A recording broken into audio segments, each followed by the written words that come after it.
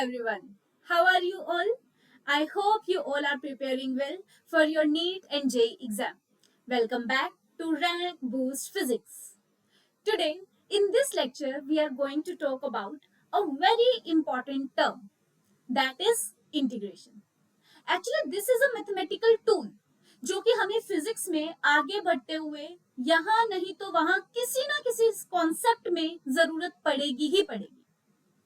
तो और ये एक ऐसा टॉपिक है बच्चों जो कि इजी भी है, लेकिन समझने के लिए थोड़ा सा पेशेंस चाहिए होगा। तो आप जहां पर भी हो अपनी नोटबुक निकालो, start writing the concept, start writing the formulas, question solve करने स्टार्ट करना। बाकी आपको जिस कॉन्सेप्ट में कोई भी डिफिकल्टी आती है या जहां पे भी आपको कोई चीज समझ में नहीं आती, आप डेफिनेटली मुझे वो चीज कमेंट सेक्शन में बता सकते हो। तो स्टार्ट करें, ठीक है। तो अभी हम स्टार्ट कर रहे हैं बच्चे इंटीग्रेशन को। सबसे पहले हमने इंटीग्रेशन को रीड करने से पहले पढ़ा था डिफरेंशिएशन को। नीचे डिस्क्रिप्शन बॉक्स में डिफरेंशिएशन वीडियो का लिंक होगा जो मैं प्रोवाइड कर दूंगी। अगर आपने इंटीग्रेशन देखना है उससे पहले I would request you guys कि आप डिफरेंशिएशन डेफिनेटली देखकर बैठो, ठीक है। तो हाँ, जब हम डिफरेंशिएशन में बात करते थे, डिफरेंशिएशन में हमने बात करी थी कि किसी भी चीज का चेंज हमने देखना हो किसी दूसरे क्वांटिटी के हिसाब से, तो उसको हम देखते हैं डिफरेंशिएशन की हेल्प से। देखा था। अगर एक बार मैं आप लोगों को रिमाइंडर दूं या याद करवाऊं कि हमने क्या पढ़ा था डिफरेंशिएशन में, तो डिफरेंशिएशन में हमने क्या बोला, लेट्स से अगर मेरे को देखना है कि एक्स एक्सिस का वाई एक्सिस के साथ क्या चेंज है। ध्यान से सुनो, मैंने क्या बोला, एक्स एक्सिस वाई एक्सिस के हिसाब से कैसे चेंज हो रही है। तो उसके लिए हमने पढ़ा था change of x with respect to change of y. और इसी टूल को हमने बात करी थी बच्चे डिफरेंशिएशन में। हमने डिफरेंशिएशन क्या पढ़ा था, जब भी हम किसी एक फिजिकल क्वांटिटी का चेंज देखेंगे एज कंपेयर टू अदर, तो उसी चीज को बोला जाता है डिफरेंशिएशन। एम आई राइट? जहां पे डेफिनेटली हम एक एग्जांपल लेकर चले थे कि लेट्स से हमारे पास एक ग्राफ है बिटवीन टाइम एंड पोजीशन, और आपसे अगर मैं पूछ लूं कि टाइम के साथ साथ पोजीशन कैसे चेंज हो रहा है। ध्यान से सुनो, मैंने क्या बोला, टाइम के साथ साथ पोजीशन कैसे चेंज हो रहा है। चेंज पोजीशन में आ रहा है, किसके हिसाब से, टाइम के हिसाब से। तो हम इसको कैसे लिखेंगे, change of position with respect to change of time. और change of position with respect to change of time, ma'am सुना हुआ दिखाई दे रहा है या सुनाई दे रहा है या समझा हुआ है, ये हमने कहीं कहा समझा हुआ है। Change of position with respect to change of time, definitely ma'am इस चीज को हम पढ़ते हैं वेलोसिटी या फिर स्पीड। स्पीड भी यही है कि डिस्टेंस कैसे कैसे चेंज हो रहा है टाइम के साथ साथ। और अगर उसी के साथ मैं डायरेक्शन को लैप कर दूं कि डिस्प्लेसमेंट टाइम के साथ साथ कैसे चेंज हो रही है, उसे हम नाम देते होते हैं वेलोसिटी का। अब बच्चे, अगर आपको डिस्टेंस गिवन है, लेट्स से आपको डिस्टेंस गिवन है something x is equals to t cube plus t square plus 2, let's say. अब आपको यहाँ पे पोजीशन कैसे गिवन है, डिस्टेंस कैसे गिवन है कि यार आपकी जो पोजीशन है वो टाइम के साथ साथ चेंज हो रही है और आपको निकालनी है वेलोसिटी। तो वेलोसिटी हमारे पास क्या है, change of position with respect to change of time. Definitely मैं पोजीशन को डिफरेंशिएट करूंगी टाइम के हिसाब से और मुझे वेलोसिटी की वैल्यू मिल जाएगी। पर क्या इसका उल्टा भी ट्रू है? लेट्स से मैं आपको दूं कि बच्चे आपको वेलोसिटी की वैल्यू गिवन है टी स्क्वायर प्लस 2 करके। अब मुझे ये बताओ, क्या आप इस वेलोसिटी की हेल्प से पोजीशन की हेल्प या पोजीशन को फाइंड आउट कर सकते हो? ध्यान से सुनो, मैंने क्या बोला, मैंने बोला मुझे पोजीशन गिवन है, वेलोसिटी निकालनी है। आपने बोला ठीक है मैम निकाल देंगे डिफरेंशिएशन की हेल्प से। व्हाट इफ मैं इसका रिवर्स आपसे पूछूं, मैं पूछूं कि बच्चे आपको वेलोसिटी की वैल्यू गिवन है, आपको एक स्टेप बैक मतलब मेरे को पोजीशन की वैल्यू बतानी है। तो यहीं पे हमें एक मैथमेटिकल टूल जो चाहिए होगा उसी को हम बोलते हैं इंटीग्रेशन। कैसे, देखो, हमें पता है कि वेलोसिटी का फॉर्मूला है change of position with respect to change of time, है ना। यहां से देखना मैं पोजीशन को कैसे निकालूंगी, क्रॉस मल्टीप्लाई कर दूं तो dx की value would be v dt। होगी ऐसी कि नहीं होगी? पर मैम हमें तो पोजीशन निकालनी थी, हमें चेंज ऑफ पोजीशन की वैल्यू थोड़ी बतानी है। तो जब हम डिफरेंशिएशन को हटाते हैं, डिफरेंशिएशन को रिमूव करते हैं, तो वहां पे हमें एक मैथमेटिकल टूल की जरूरत पड़ती है और उसी चीज को हम बोलते हैं बच्चे इंटीग्रेशन करना। तो इंटीग्रेशन हम कैसे करेंगे, डिफरेंशिएशन को कैसे हटाएंगे, मैं दोनों तरफ इंटीग्रेशन करना पड़ेगा। दोनों तरफ क्या करना पड़ेगा, इंटीग्रेशन। इंटीग्रेशन का सिंबल होता है बच्चे ये वाला, इस तरह से हम एक कर्व्ड लाइन लेकर चलते हैं। तो दोनों तरफ अगर मैं कर्व्ड लाइन लगाऊं मींस मैंने यहाँ पे किया होगा इंटीग्रेशन। और इसी इंटीग्रेशन को अभी हमने डीप में समझना है, इन डेप्थ इसी चीज को हमने समझना है। अब नंबर वन थिंग बच्चे के डाउट में आता है कि मैम ये कर्व से सिंबल किस चीज को रिप्रेजेंट कर रहे हैं। तो इसी चीज को समझने के लिए एक बार और आप समझो। लेट्स से अगेन आपको एक y एक्सिस गिवन है और आपको एक गिवन है x एक्सिस, ठीक है। आपको ना यहाँ पे curve they the, let's say ये स्ट्रेट लाइन कर्व दे दी। मैं आपको बोलूं कि बच्चे इस कर्व का एरिया बताओ कितना है with x axis, along x axis. ये जो कर्व है, ये कर्व जो है, ये कर्व x एक्सिस के साथ कितना एरिया कवर कर रही है। अब मुझे बोलोगे मैम ठीक है एरिया निकालना है, मुझे ये ट्रायंगल जैसी फिगर दिख रही है, ट्रायंगल का area that I know half into base into perpendicular, मैं वैल्यू सब्स्टिट्यूट करूंगा, निकल जाएगी वैल्यू।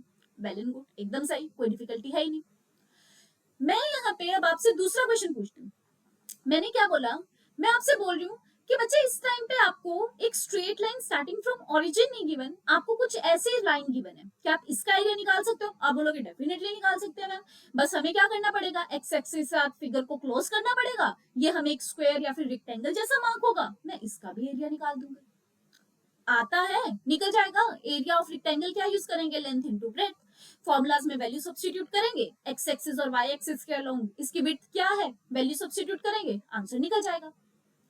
पर पंगा कहाँ पड़ेगा ना, हमें पंगा पड़ेगा बच्चों जब हमें यहाँ पे कोई स्ट्रेट लाइन कर्व या कोई डिफाइंड फिगर नहीं, लेट्स से आपको कुछ इस तरह से कर्व्ड गिवन है। अब बताओ इसका एरिया कैसे निकालोगे। अब इसका एरिया निकालने के लिए हमें क्या करना पड़ेगा, डेफिनेटली फिगर को क्लोज करना पड़ेगा कुछ इसी हिसाब से, और हमें इसका एरिया मतलब ये कितना एरिया कवर कर रही है, मुझे इसकी वैल्यू निकालनी पड़ेगी। और अगर मेरे को इस कर्व की वैल्यू निकालनी है तो उसके लिए मुझे इस पार्ट को अगर मैं छोटे छोटे पोर्शंस में डिवाइड कर लूं, जैसे कि मैं क्या बोल रही हूँ, मैं बोल रही हूँ आपसे कि मुझे इस कर्व्ड का एरिया निकालने का, इस कर्व्ड पाथ का एरिया निकालने का कोई डायरेक्ट फॉर्मूला नहीं पता। मुझे नहीं पता कि ये ट्रायंगल है, रेक्टेंगल है, स्क्वायर है, सर्कल है, कुछ फिगर है ही नहीं, डिफाइंड फिगर है ही नहीं। तो इसका एरिया निकालने के लिए क्या करें, मैं इस पूरे फिगर को छोटी छोटी स्ट्रिप्स में कट कर लेती हूँ। देखना कि मैंने बहुत बारीक सी एक स्ट्रिप बना ली इस फिगर में। अगर मैं इसका एरिया निकाल लूं डेफिनेटली कुछ एरिया बनकर आएगा। एरिया निकालेंगे कैसे, चेक करते हैं। एरिया निकालने के लिए मुझे क्या करना पड़ेगा, डेफिनेटली मैम इसकी पहले आपको कुछ विड्थ देखनी पड़ेगी। लेट्स से इसकी कोई छोटी सी विड्थ है dx, और इसकी आपको हाइट लेनी पड़ेगी। लेट्स से इस हाइट को मैं y1 टैग कर देती हूँ। तो आपको अगर ये रेक्टेंगल जैसा फिगर दिखाई दे रहा है, इस रेक्टेंगल का एरिया निकालने के लिए क्या करेंगे, इसका एरिया निकालने के लिए मुझे करना पड़ेगा लेंथ इनटू इसकी विड्थ। विड्थ मतलब y1, मैंने उन दोनों को मल्टीप्लाई करा, एरिया आ गया। पर मैम हमें तो पूरी कर्व का चाहिए था, तो पूरी कर्व का चाहिए था पुत्र, एक काम करते हैं ना, बाकी की जो हमारी कर्व है उसको भी ऐसे करके बहुत सारी पतली पतली स्ट्रिप्स में कट आउट कर लेते हैं। फिर मैं इसका एरिया निकाल लूंगी। अगेन इसकी हाइट जो होगी वो लेट से कुछ y2 है, और इसकी भी विड्थ मैंने जो मार्क करी है दैट इज dx, मतलब इसका एरिया हमारे पास क्या बनकर आएगा, dx इंटू y2। ऐसे ही आप इसको definitely n number of strips के अंदर कट कर सकते हो, और हेल्प तब होगी या मजा तब आएगा जब हम इस स्ट्रिप की जो थिकनेस मार्क करें ना dx, उसको जितना बारीक हो सके उतना बारीक हम मार्क करके चले। इसकी भी हाइट कुछ ना कुछ होगी, लेट से मैं y3 बोल देती हूँ। इसका एरिया कैसे निकालोगे, y3 इंटू dx। अब मैम हर एक स्ट्रिप आ गई है, उस पूरी स्ट्रिप का हमें तो पूरी कर्व का एरिया चाहिए था। तो एक काम करते हैं ना मैम, ये a1 a2 a3 a4 an करके लास्ट तक जाएगा, उन सभी को ऐड कर दूंगी, पूरी कर्व का एरिया निकल के आ जाएगा। कहने का मतलब कंप्लीट एरिया क्या जाएगा, कंप्लीट एरिया जाएगा a1 a2 a3, ऐसे करके हमें n नंबर तक एडिशन करना पड़ेगा, और उस सभी स्ट्रिप्स का एरिया ऐड कर दूंगी तो टोटल एरिया निकल के आ जाएगा। आएगा कि नहीं आएगा, डेफिनेटली आएगा ना। सोचो कितना लेंथी मेथड हो गया। और एक एक इसमें मिस्टेक भी हुई है। मिस्टेक क्या हुई है, मिस्टेक ये हुई है कि हमने जो ये रेक्टेंगल लिया, ये एक शार्प रेक्टेंगल थोड़ी था। ये देख लो, ये जो हमने कर्व अभी बनाई है, ये जो पिंक मार्कर से मैंने यहाँ पे कलर करा है, इसका एरिया कहाँ गया। हमने जो हाइट ली y2, वो y2 तो या तो मैं इसकी प्रिसाइजली मेंशन कर सकती हूँ, या तो ये वाली जो कर्व जाएगी, क्या पता थोड़ी सी और हमारे पास लेंथ में ज्यादा जाए। तो डेफिनेटली ये पिंक वाला पोर्शन का एरिया इसमें इंक्लूड नहीं हुआ होगा। डेफिनेटली यहाँ पे भी हमारे पास ये पिंक वाले पोर्शन का एरिया इंक्लूड नहीं हुआ होगा। मतलब मेरे को प्रिसाइजली एरिया की वैल्यू फाइंड आउट करनी थी, वो तो मैं कर ही नहीं पाई। हर एक पोर्शन में मैंने छोटे छोटे सेक्शंस का एरिया निग्लेक्ट ही कर दिया, कंसीडर ही नहीं करा। अगर मैं उन सब एरिया को कंसीडर करना चाहूं तो मुझे क्या करना पड़ेगा, मुझे इस कर्व को रिप्रेजेंट करना पड़ेगा। और कर्व को रिप्रेजेंट कैसे करूंगी, अब मुझे पता था इन सब का एरिया जब मैं लिखूंगी तो यहाँ पे क्या निकल कर आएगा, a1 की जगह पे I should write y1 into dx, a2 की जगह पे राइट करना चाहिए y2 इंटू dx, ऐसे करके सभी को करना पड़ेगा। मतलब अगर मेरे को सभी का एरिया लिखना है तो मुझे y को इंटीग्रेट करना पड़ेगा विद रिस्पेक्ट टू x, कि x एक्सिस के साथ जैसे जैसे मैं मूव कर रही हूँ y में कितना चेंज आ रहा है। तो उसी चीज को हम क्या रिप्रेजेंट करते हैं, इंटीग्रेशन की हेल्प से रिप्रेजेंट करते हैं। मतलब अगर एक कर्व्ड का एरिया प्रिसाइजली आपको कैलकुलेट करना है तो definitely you have to use the mathematical tool which is known as the integration. समझ में आई है? तो इंटीग्रेशन का यूज हमारे पास क्या है, अगर एक कर्व लाइन है उसका अगर मेरे को एरिया निकालना है प्रिसाइजली, तो उसके एरिया को प्रिसाइजली निकालने के लिए मुझे डेफिनेटली इंटीग्रेशन की हेल्प लेनी ही पड़ेगी। या तो इस तरह से समझ लो, या आप डेफिनेटली यहां से भी समझ सकते हो कि मैम अगर हमें वेलोसिटी दी है, पोजीशन की वैल्यू निकालनी है, एक स्टेप बैक जाना है, तो डेफिनेटली मेरे को इंटीग्रेशन लेना पड़ेगा। सिमिलरली अगर आपको एक्सलरेशन से वेलोसिटी जाना है तब भी आपको इंटीग्रेशन करना पड़ेगा। तो अब समझ में आया, बेसिक समझ में आया कि हम ये क्यों कर रहे हैं। तो बच्चे ये जो पूरा पोर्शन था ना, ये बेसिक इंट्रोडक्शन थी इंटीग्रेशन की। अब हम एंटर करने वाले हैं इंटीग्रेशन के अंदर। तो इंटीग्रेशन समझते हैं।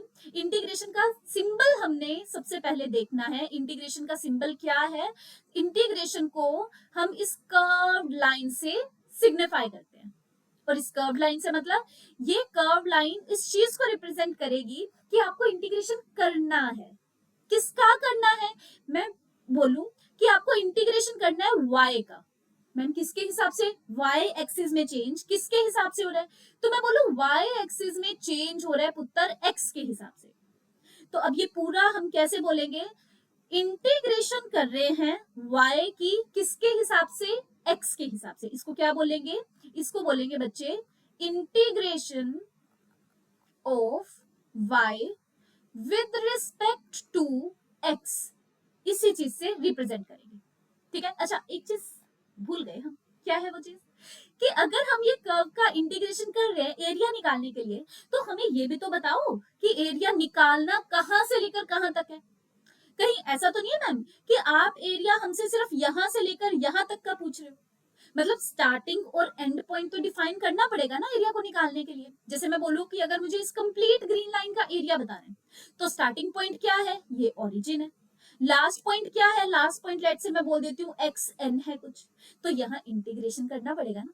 इंटीग्रेशन कहां से कहां करना पड़ेगा, 0 से लेकर एन तक करना पड़ेगा। तो जब हम इंटीग्रेशन करते हैं तो यहाँ पे दो चीजें मेंशन करनी पड़ती है। एक तो हम करेंगे बच्चे लोअर लिमिट। लोअर लिमिट मतलब कि इंटीग्रेशन करना स्टार्ट कहां से कर रहे हैं, और ऊपर की तरफ मेंशन करते हैं हम अपर लिमिट। क्या मेंशन करते हैं, अपर लिमिट। अपर लिमिट मतलब कि लास्ट इंटीग्रेशन हमने करना कहां तक है। तो अब पूरा पढ़ो, इसको क्या बोलेंगे, इंटीग्रेशन करना है y का x के हिसाब से, x इज इक्वल्स टू 1 से लेकर x इज इक्वल्स टू 2 तक। समझ में आया क्या बोला, मैंने बोला इंटीग्रेशन करना है y का x के हिसाब से, x1 से लेकर x2 पोजीशन तक। बस अब ये बेसिक रूल है इसका, ठीक है, ये बेसिक डेफिनेशन है हमारे पास इंटीग्रेशन की। अब हम देखेंगे कि इसके फॉर्मूला में वैल्यूज कैसे सब्स्टिट्यूट करनी है। सबसे पहले फॉर्मूला देखें। अच्छा अगर आपको याद हो, डिफरेंशिएशन का बेसिक गाना मैंने बताया था, क्या था वो गाना, पावर आगे पावर को एक से कम बेस की डिफरेंशिएशन। ऐसे एक सुंदर सा गाना तुम्हें इंटीग्रेशन के लिए भी बताऊंगी। तो इंटीग्रेशन का क्या है, लेट से बच्चे आपको गिवन है y is equals to x raise to power 3, और आपको इंटीग्रेशन करनी है y की x के हिसाब से। समझ में आया मैंने कैसे लिखा, इंटीग्रेशन करनी है y की x के हिसाब से, कहां से लेकर कहां तक। लेट से मैं आपको बोलती हूँ इंटीग्रेशन करनी है फ्रॉम 1 टू 2, फ्रॉम 1 टू 2, तो करके देखे कैसे करेंगे। तो देखना y की जगह पे पहले तो मैं y की वैल्यू सब्स्टिट्यूट करूं, तो यहाँ पे आएगा इंटीग्रेशन ऑफ y की वैल्यू क्या गिवन है, x cube with respect to x, कहां से लेकर कहां तक, फ्रॉम 1 टू 2। तो इंटीग्रेशन का बेसिक रूल क्या बोलते हैं, ध्यान से देखना, अभी मिस मत करना। इंटीग्रेशन का बेसिक रूल क्या बोलता है, पावर इंक्रीज, इंक्रीज पावर से डिवाइड। सुनो दोबारा से, इंटीग्रेशन का बेसिक रूल क्या बोलता है, पावर इंक्रीज, इंक्रीज पावर से डिवाइड। अब हमें दिखाई दे रहा है that x is a variable जिसकी पावर क्या गिवन है 3, तो इसकी इंटीग्रेशन कैसे करेंगे, जो भी बेस गिवन है उसकी जो भी पावर है, मुझे 3 दिखाई दे रही है, पहले तो 3 लिख लो यहाँ पे, मतलब जो भी मेरे को एक्स क्यूब गिवन था मैंने x cube as it is यहाँ पे लिख दिया। अब बेसिक रूल क्या था, पावर इंक्रीज करनी थी बाय अ फैक्टर ऑफ 1 और इंक्रीज्ड पावर से ही डिवाइड करना था। यहाँ पे पावर गिवन है 3, तो पहले तो मुझे इसको इंक्रीज करना पड़ेगा बाय अ फैक्टर ऑफ 1 और इसी इंक्रीज्ड पावर से मुझे इसको क्या करना पड़ेगा बच्चे, डिवाइड। दोबारा से समझाऊं, मैंने बोला पावर को इंक्रीज करना है और इंक्रीज्ड पावर से ही डिवाइड करना है। तो ये जो भी वैल्यू आई, अच्छा ये तो मैम आपने इंटीग्रेशन कर दी एक्स क्यूब की, इन लिमिट्स का क्या होगा। तो बच्चे जब क्वेश्चन में हमें गिवन होता है तो जो लिमिट्स है ना वो हमेशा लेफ्ट साइड पे लिखी जाएगी, लेकिन वंस आपने इंटीग्रेशन कर दी उसके बाद लिखने का तरीका है कि हम लिमिट्स को लेफ्ट से राइट साइड पे उठा के रख देते हैं, लेफ्ट से राइट साइड पे उठा के रख देते हैं। तो अब इसको देखना, सोल्व करते हैं। ये क्या आएगा, x raise to power 4 upon 4 और यहाँ पे आया 1 टू 2, उसकी इंटीग्रेशन का काम डन हो गया। अब हमें पुट करनी है इसकी लिमिट्स। लिमिट्स कैसे पुट करेंगे, लिमिट्स पुट करने के लिए हम लिखते हैं अपर लिमिट, अपर लिमिट माइनस लोअर लिमिट, अपर लिमिट माइनस लोअर लिमिट। जैसे मुझे यहाँ पे अपर लिमिट 2 दिखाई दे रही है, लोअर लिमिट 1 दिखाई दे रही है। अब यार 2 या 1 वैल्यू सब्स्टिट्यूट करनी है, वैल्यू सब्स्टिट्यूट तो वेरिएबल में ही होगी, वेरिएबल यहाँ पे x है। तो पहले हमें क्या करना पड़ेगा, ये जो 1/4 है ना, ये इसको मैं कॉन्स्टेंटली बाहर निकाल देती हूँ। तो इंटीग्रेशन मेरे को x रेज़ टू पावर 4 पे की थी और यहाँ पे वैल्यू सब्स्टिट्यूट करनी है, लिमिट सब्स्टिट्यूट करनी है फ्रॉम 1 टू 2। तो देखना कैसे करते हैं, ये आएगा 1/4, अपर लिमिट है 2, तो यहाँ आएगा 2 रेज़ टू पावर 4। देखो मैंने क्या करा, x की जगह पे सिंपली क्या सब्स्टिट्यूट करा है 2, माइनस अब लोअर लिमिट 1 है, मतलब x की जगह पे 1 सब्स्टिट्यूट करना पड़ेगा। अब क्या आएगा 1 रेज़ टू पावर 4। बस खत्म है ये क्वेश्चन, इससे ज्यादा नहीं है, इसको सोल्व करना है बस। इसको सोल्व कैसे करेंगे, ये आ गया ma'am 1/4, 2 raise to power 4, 2 raise to power 4 करना पड़ेगा, 2 रेज़ टू पावर 4 क्या जाएगा हमारे पास 16 जाएगा, तो ये क्या आ जाएगा 16 माइनस 1, मतलब ये आ गया हमारे पास 15/4। 15/4 हमारे पास इस फंक्शन की इंटीग्रेशन आई है फ्रॉम 1 टू 2। समझ में आया, पक्की बात है। अच्छा यहाँ पूरे पार्ट में मैंने सब कुछ तुम्हें बताया, एक सिंगल चीज जानबूझ के नहीं बताई, वो अब मैं तुम्हें इंट्रोड्यूस करूंगी, वो है बच्चे कांस्टेंट। जब भी हम इंटीग्रेशन करते हैं ना, मैंने अभी बताया कि इंटीग्रेशन और डिफरेंशिएशन अब भाई बहन जैसा, ऐसा मान लो कि एक दूसरे के बिना इनका चलता भी नहीं है और एक दूसरे के साथ बनती भी नहीं है, मतलब एक दूसरे के उल्टे पुल्टे चलते हैं। तो डिफरेंशिएशन का काम क्या था, पावर को आगे करके पावर को डिक्रीज करना। इंटीग्रेशन का काम क्या है, पावर को डिनोमिनेटर में डाल के पावर को इंक्रीज करना। डिफरेंशिएशन में पावर को डिक्रीज करा, इंटीग्रेशन में पावर को इंक्रीज करेंगे। डिफरेंशिएशन में पावर को आगे भेजा, इंटीग्रेशन में पावर को डिनोमिनेटर में भेजेंगे। जब हम इंटीग्रेशन करते हैं ना बच्चे, तो हमारे पास एक कांस्टेंट टर्म आती है, उसका सिग्निफिकेंस क्या है मैं आगे तुम्हें बताती हूँ, पर फॉर द टाइम बीइंग जब भी हम इंटीग्रेशन करेंगे, इंटीग्रेशन करने के बाद से ही हमें कोई भी एक कांस्टेंट यहाँ पे मार्क करना पड़ेगा। उस कांस्टेंट की वैल्यू क्या है फॉर द टाइम बीइंग मुझे नहीं पता, क्वेश्चंस में हमें कंडीशंस गिवन होती है जिसके हेल्प से हम कांस्टेंट की वैल्यू फाइंड आउट कर देते हैं। मतलब मैंने यहाँ पे इंटीग्रेशन करी, पावर इंक्रीज करके इंक्रीज पावर से डिवाइड करा, प्लस यहाँ पे क्या डाल दिया c, c is what, c is the integration constant. बस यहाँ पे प्लस c हमारे पास हर स्टेप में चलता रहेगा साथ में।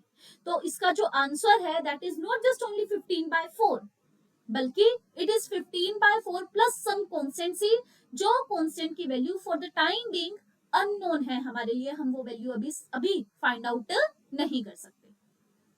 समझ में आई है। लेट्स से हम एक क्वेश्चन और लेकर चलते हैं, पहले आगे बढ़ने से पहले एक क्वेश्चन और ले लेते हैं। Question says y is equals to x raised to power minus 10, x raised to power minus 10। हमें बोला गया कि इंटीग्रेट करो इसी फंक्शन को फ्रॉम 0 to 1, इंटीग्रेट करो y को with respect to x, starting limit है 0, अपर लिमिट है 1। करें इसको सॉल्व।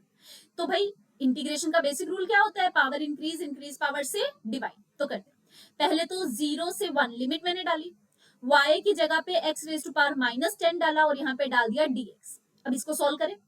इंटीग्रेशन का बेसिक रूल, पावर इंक्रीज, पहले तो नॉर्मल पावर जो भी है x की रेज टू पावर 10 मुझे लिखना पड़ेगा, फिर करना पड़ेगा पावर को increase by a factor of 1, फिर इंक्रीज पावर से ही हमें क्या करना पड़ेगा यहाँ डिवाइड। और वंस इंटीग्रेशन हो गई है हमें लिमिट को डालना पड़ेगा टू द राइट साइड और डेफिनेटली मैम एक कांस्टेंट आएगा जो कि हमने यहाँ पे मेंशन कर दिया।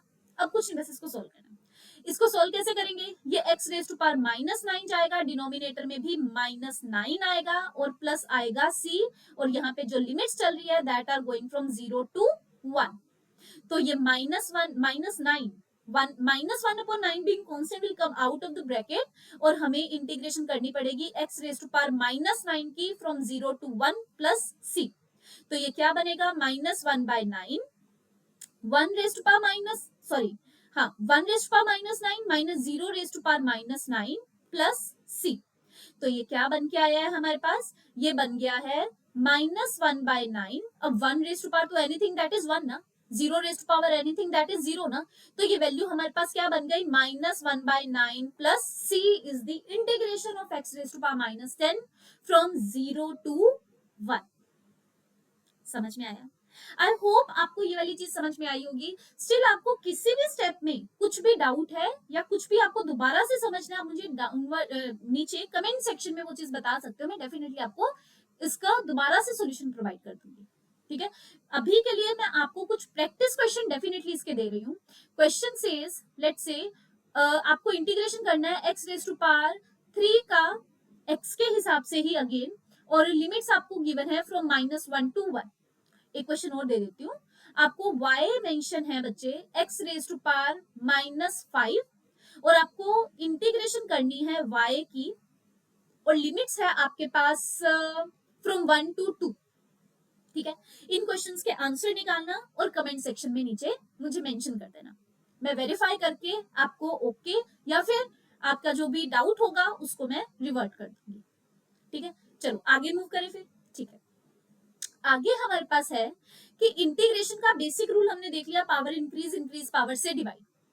हमने जब डिफरेंशिएशन किया था तो हमने दो स्पेशल फंक्शंस करे थे बच्चे।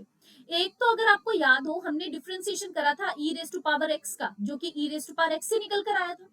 दूसरा हमने डिफरेंशिएशन करा था log x का, जिसकी वैल्यू निकल कर आई थी हमारे पास 1/x। मैं अभी 2 मिनट पहले आपको बताकर गई हूं कि डिफरेंशिएशन और इंटीग्रेशन एक दूसरे के होते हैं उल्टे पुल्टे। मतलब कि देखना, मैं आपको इस चीज को प्रूव करके दिखाती हूँ। लेट्स से आपके पास क्वेश्चन है y इज इक्वल्स टू, आपको गिवन है x raise to power 9 plus 9। ठीक है, एक काम करते हैं, पहले इस फंक्शन का करते हैं हम इंटीग्रेशन। इंटीग्रेशन करूं मैं y रेज टू पावर इसका, अगर मैं इसकी इंटीग्रेशन करूंगी तो कैसे आएगी, x raise to power 9 plus 9 into dx मुझे लिखना पड़ेगा। फॉर द टाइम बिंग मैं यहाँ पे लिमिट्स नहीं लेकर चल रही हूँ। ठीक है, तो अब अगेन ये प्लस आ गया, डिफरेंशिएशन में पढ़ा था ना, जब प्लस आ जाता है माइनस आ जाता है तो एक एक करके फंक्शन ऑपरेट कर देते हैं। तो सेम यहाँ पे integration firstly will operate on x raise to power 9 dx, मुझे यहाँ पे भी dx लिखना चाहिए, प्लस integration now will operate on 9 only now dx। तो इंटीग्रेशन का बेसिक रूल, पावर इंक्रीज और इंक्रीज पावर से डिवाइड, प्लस 9। मैम यहाँ पे तो x दिखाई नहीं दे रहा, क्या 9 की पावर इंक्रीज करेंगे? नहीं बच्चे, जहां पे भी हमें वेरिएबल दिखाई ना दे, सिर्फ कांस्टेंट दिखाई दे, क्या वहां पे मैं ये चीज लिख सकती हूँ कि यहाँ पे वेरिएबल है तो सही पर वो छुपा हुआ है। छुपा हुआ कैसे? क्या यहाँ पे x रेज टू पावर 0 नहीं मेंशन? ध्यान से सोचो, किसी भी चीज की पावर अगर 0 हो तो वो किसके बराबर बनकर आएगी? 1। मतलब अगर यहाँ पे सिंपली 9 गिवन है तो क्या मैं लिख सकती हूँ 9 x raise to power 0 mention है, क्योंकि 9 into 1 x raise to power 0 को क्या लिखेंगे? 1। मतलब ये 9 ही तो बन के आया ना। मतलब यहाँ पे जो 9 मेंशन है उसके साथ by default x raise to power 0 mentioned है। और इसकी इंटीग्रेशन करना अब हमें आता है। कैसे करेंगे? x raise to power 0 plus 1 upon 0 plus 1, मतलब ये आंसर हमारे पास बनकर आया x raise to power 10 upon 10 plus 9x, plus definitely कुछ कॉन्स्टेंट भी तो निकल कर आएगा, प्लस c भी तो हमें लिखना पड़ेगा। अब चेक करें, मेरे को फंक्शन गिवन था ये वाला, मैंने उसकी इंटीग्रेशन करी, इंटीग्रेशन करके आंसर ये आया। मैम आपने बोला था इंटीग्रेशन डिफरेंशिएशन एक दूसरे को उल्टा पुल्टा, क्या इस चीज को मैं डिफरेंशिएट करूंगा तो मेरे पास क्या रिजल्ट आ जाएगा? ये स्टैंडर्ड रिजल्ट आएगा? चेक करके देखें। चलो चेक करके देखते हैं। हमारे पास integration of y raise to power dx की वैल्यू आई है बच्चे x raise to power 10 upon 10 plus 9x plus c। मैं इसी फंक्शन को डिफरेंशिएट करती हूँ। डिफरेंशिएट करा कैसे था? पावर आगे, पहली बात तो डिनोमिनेटर में 1/10 है ही, इसको मैं दोबारा से बताती हूँ क्या किया। पहले बात तो 1/10 जो कांस्टेंट है बाहर निकाला, x रेज टू पावर 10 की डिफरेंशिएशन करनी है, पावर आगे, पावर को 1 से कम, हाँ या ना, बेस की डिफरेंशिएशन करनी पड़ेगी x के हिसाब से, प्लस 9, यहाँ पे x गिवन है dx बाई dx करना पड़ेगा, प्लस c बीइंग कांस्टेंट, इसकी डिफरेंशिएशन 0। तो ये वैल्यू हमारे पास क्या बनकर आएगी? It would be 1/10 into 10 x raise to power 8 plus 9, और यहाँ पे साथ में हमारे पास क्या आ जाएगा? 1।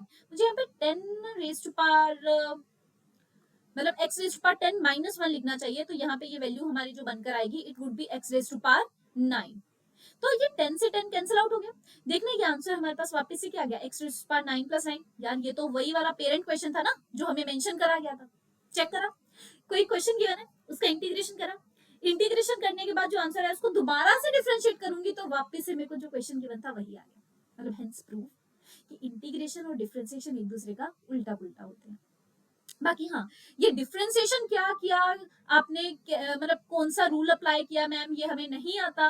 तो बच्चे इस चीज को चेक करने के लिए मैंने डाउनवर्ड मतलब नीचे कमेंट सेक्शन में या डिस्क्रिप्शन बॉक्स में मैं आपको डिफरेंशिएशन का लिंक प्रोवाइड कर दूंगी, एक बार उस चीज को चेक कर लेना और आपको ये वाला सारा पार्ट समझ में आ जाएगा। ठीक है, ठीक है। तो नेक्स्ट हम चलते हैं इंटीग्रेशन के इस वाले पार्ट पे। मैंने अभी आपको प्रूव करा कि जो भी आंसर आएगा इंटीग्रेशन का, जो भी आंसर आएगा अगर मैं उसको डिफरेंशिएट कर दूं तो दोबारा से मेरे पास रिजल्ट निकल के आएगा। मतलब इंटीग्रेशन का जो भी आंसर है वही हमारे पास, उसको डिफरेंशिएट करके मेरे को दोबारा से अपना क्वेश्चन मिल जाएगा। इसका मतलब क्या मैं ये चीज बोल सकती हूँ कि integration of 1/x, integration of 1/x dx would be log x, हाँ या ना? मतलब देखना, log x का डिफरेंशिएट करा 1/x का इंटीग्रेशन करूंगी it would be log x। ऐसे ही e raise to power x की डिफरेंशिएट करी e raise to power x, मतलब वापस से e raise to power x को इंटीग्रेट में करूंगी it would only give me e raise to power x। पर मैम आपने तो अभी बताया पावर इंक्रीज पावर से डिवाइड किया, इसको नहीं सॉल्व कर सकते? करके देखते हैं। देखो x मुझे गिवन है 1/x की इंटीग्रेशन, इसको मैं डेफिनेटली ऐसे लिख सकती हूँ x raise to power -1 dx। Integration का basic rule power increase power से डिवाइड, तो x रेज टू पावर -1 था, प्लस 1 करा, इंक्रीज पावर से डिवाइड मतलब -1 प्लस 1, डेफिनेटली कुछ कांस्टेंट c भी लिखना पड़ेगा। तो ये क्या आया? x raise to power 0 upon 0 plus c। x raise to power 0 upon 0, anything जिसके डिनोमिनेटर में 0 हो तो अनडिफाइंड टर्म बन जाती है ना। मतलब इसका जब मैंने इंटीग्रेशन करा तो अनडिफाइंड है, डिफाइंड ही नहीं है। ऐसा थोड़ी हो सकता है, इंटीग्रेशन तो हम निकाल सकते होते हैं ना, हाँ या ना? तो मतलब इस चीज को इंटीग्रेट करने के लिए हम बेसिक रूल यूज नहीं कर सकते, इसीलिए इस चीज की इंटीग्रेशन का फॉर्मूला हमारे पास क्या है बच्चे? 1/x की इंटीग्रेशन हमारे पास क्या होती है? log x। समझ में आई? तो इन चीजों को याद रखना, e raise to power x की integration is e raise to power x और 1/x की integration is log x। Definitely बच्चे अगर आपको यहाँ पे ये चीजें मेंशन ना होके आपको नॉर्मली ये वाला क्वेश्चन गिवन होता, 1/x² की अगर आपको करनी होती इंटीग्रेशन, देखना मैं कैसे करूंगी। Integration of x raise to power -2 dx लिख सकती हूँ। यहाँ पे हम वो बेसिक रूल अप्लाई कर सकते हैं। कैसे? पावर को करना पड़ेगा 1 से इंक्रीज, और इंक्रीज पावर से ही क्या करना पड़ेगा? डिवाइड, और प्लस क्या लिखना पड़ेगा? सी। तो ये क्या आ गया? x raise to power -1 upon -1 plus c. अब चेक करो ये वाली चीज तो डिफाइंड है, अनडिफाइंड बन ही नहीं रही, अनडिफाइंड नहीं बन रही, मतलब आंसर हमारा सही है। मतलब आंसर क्या आया? -x raise to power -1 plus c, और आप इसको ऐसे भी लिख सकते हो -1 अपॉन x प्लस सी। ठीक है, वो log x की जरूरत क्यों पड़ी? क्योंकि बच्चे वो अनडिफाइंड टर्म बन रही थी, डिनोमिनेटर में 0 जा रहा था। अनडिफाइंड किसी की इंटीग्रेशन हम लिख ही नहीं सकते, तो इसीलिए हमने वहां पे log फंक्शन को यूज करा। अब सेम इसी तरीके से हमारे पास ट्रिग्नोमेट्रिक टर्म्स की भी इंटीग्रेशन आती है। हमने डिफरेंशिएशन करी थी, इंटीग्रेशन भी आएगी। इंटीग्रेशन हमने चुनिंदा चीजों की ही करनी है, वही हमें फिजिक्स में यूज आएगा। अदरवाइज बाकी बहुत सारे फॉर्मूलाज हैं जो कि आप मैथ्स में जाकर करोगे, फिजिक्स में हमें यूज नहीं आएंगे। तो क्या है, पहले मैं आपको डिफरेंशिएशन याद करवाती हूँ। जब हमने डिफरेंशिएशन करी थी साइन एक्स की, मेरे साथ दोहराते रहना, साइन एक्स की डिफरेंशिएशन होती है कॉस एक्स। इसी तरह से कॉस एक्स की डिफरेंशिएशन हमारे पास जाती है ma'am minus sine x, D by D x, और फिर हमने लिखा था टेन एक्स। टेन एक्स की डिफरेंशिएशन क्या होती है, सीकेंड स्क्वायर एक्स, और differentiation of secant x was, it was सीकेंड x tan x. और डिफरेंशिएशन ऑफ कोट एक्स हमारे पास जो था वो आता है माइनस कोसिकेंट स्क्वायर एक्स, और differentiation of cosecant x similarly हमारे पास क्या आता है, minus cosecant x cot x. याद है मैंने ट्रिक भी बताई थी कि जहां पर भी ये सी आपको दिखाई दे रहा है, इनकी डिफरेंशिएशन आप जब भी करोगे हमेशा क्या आएगा, नेगेटिव साइन आएगा। और इंटीग्रेशन मैंने क्या बोला, it is reciprocal of differentiation, मतलब डिफरेंशिएशन करके जो आंसर आया उसको इंटीग्रेट करो, वापस से आपको मिल जाएगा आंसर। तो यहाँ पे भी तो सेम चीज होनी चाहिए। कहने का मतलब ये है कि अगर मैं क्या करूं, cos x की इंटीग्रेशन करूं तो आंसर क्या आएगा, sin x। sin x की इंटीग्रेशन करूं तो आंसर क्या आएगा, ये माइनस भी तो आएगा, माइनस cos x। चेक करो मैं क्या लिख रही हूं, integration of sin x would be cos x। देखो cos x से आया sin x, sin x से क्या आएगा, cos x। डेफिनेटली मुझे यहाँ पे क्या मेंशन करना पड़ेगा, नेगेटिव। एक काम करती हूँ, मैं इसको पैरेलली ही लिखती हूँ ताकि आपके लिए भी समझना आसान है। अगर मैं बोलूं इंटीग्रेशन ऑफ cos x हमारे पास क्या बनकर जाएगा, it would B sin x। Definitely कुछ कॉन्स्टेंट भी निकल कर आएगा। इसी तरह से इंटीग्रेशन साइन एक्स की क्या बनकर आएगी, साइन एक्स की इंटीग्रेशन बनकर आएगी कोस एक्स, और मैम यहाँ पे ये नेगेटिव साइन है तो यहाँ पे भी आएगा माइनस, और यहाँ पर आएगा प्लस सी। इसी तरह से integration of secant square x d x would be tan x plus c, और integration of secant x tan x d x would be equal to secant x plus c, और integration of cosecant square x would be cosecant square x dx would be equals to minus cot x plus c, और integration of cosecant x cot x, बताओ बताओ ये क्या बनकर आएगा, ये हमारे पास बनकर आएगा minus cosecant x plus c। समझ में आया? देखो अगर आपको डिफरेंशिएशन के रूल्स याद है, इंटीग्रेशन के लिए आपके आसान बन जाएंगे रूल्स। पढ़ने वाले बच्चों के लिए सब आसान है, मतलब अगर आपने डिफरेंशिएशन पहले पढ़ा होता तो आपको ये वाली चीज लगती कि मैम ये तो सब कुछ देखा देखा सा लग रहा है, इजी है हमें समझना। तो मैं वही बोलती हूँ कि हर रोज का काम हर रोज करो, फाइल अप मत करो, और जो भी अगर आप पढ़ रहे हो ना तो उसको साथ साथ रिवाइज करते रहो। ऐसे मत करो कि ठीक है हमने पढ़ लिया, हमें समझ में आ गया, याद करने वाला पोर्शन हम बाद में करेंगे। भाई नहीं, बहुत कुछ है याद करने वाला, बहुत कुछ है ध्यान में रखने वाला। अगर फाइल अप करोगे तो बहुत मोटी हो जाएगी फाइल आपकी, लास्ट में बर्डन आ जाएगा। ठीक है, तो इसी के साथ ही लेक्चर को एंड करने से पहले क्वेश्चन कर लेते हैं और फिर आगे बढ़ते हैं।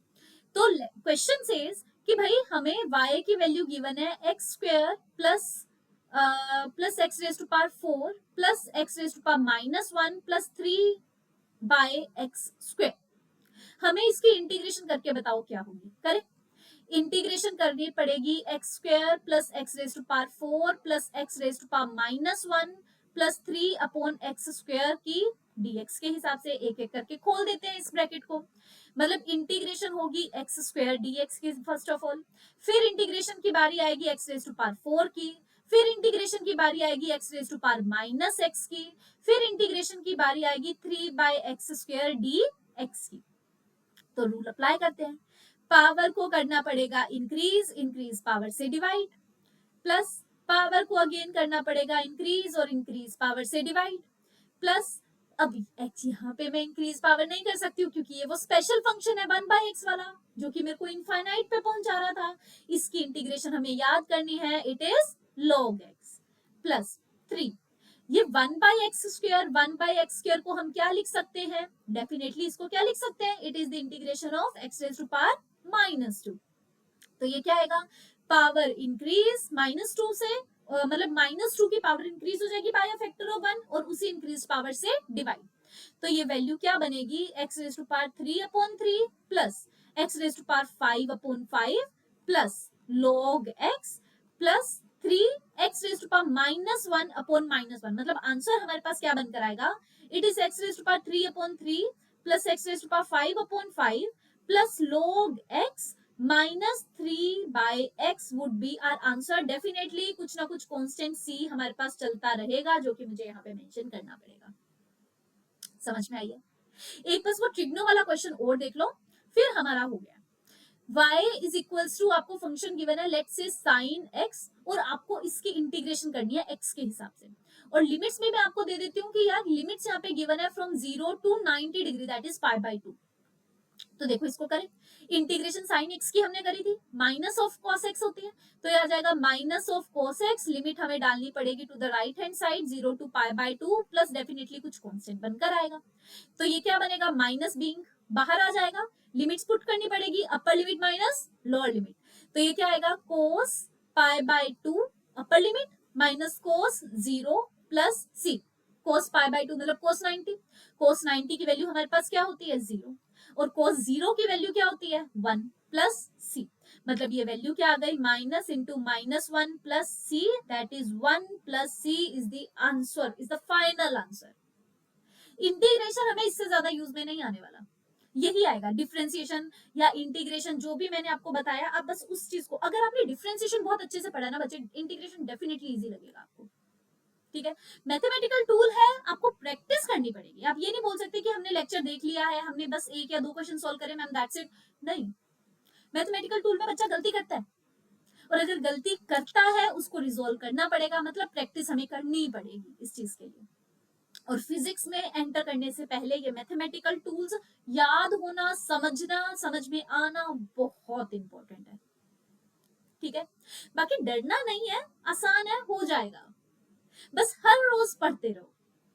ठीक है, फॉर सच वीडियोस आप कमेंट करते रहो, आपको जो भी टॉपिक मुझे चाहिए हो, या कोई भी ऐसा कॉन्सेप्ट है जो आपको दोबारा से पढ़ना है या समझना है, या जो भी डाउट्स है आप मुझे कमेंट सेक्शन में बता सकते हो। मैं डेफिनेटली जल्दी से जल्दी विल ट्राई कि उसकी वीडियो लेक्चर आप लोगों को प्रोवाइड कर पाऊँ। फॉर फॉर फॉर दैट आप अच्छे से प्रिपेयर करो एंड स्टे ट्यून्ड, आपका रिजल्ट बहुत अच्छा आएगा। ठीक है, ओके बच्चे।